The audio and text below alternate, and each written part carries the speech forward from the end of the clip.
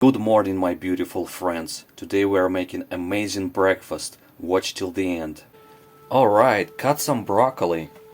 Now, this is a leftover turkey steaks from yesterday, so we're just gonna add broccoli inside.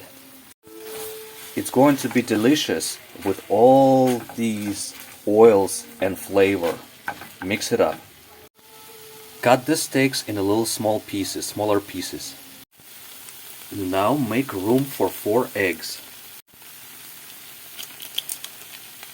Add the eggs. Wow, look at that beautiful turkey steaks and eggs and broccoli breakfast. Add a little pepper on top. Add green onions. Cover with lid, turn off the heat. Oh wow, look at that, so steamy and delicious. Service. Service. Service.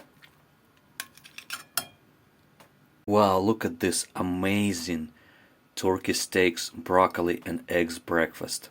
Like, share and subscribe.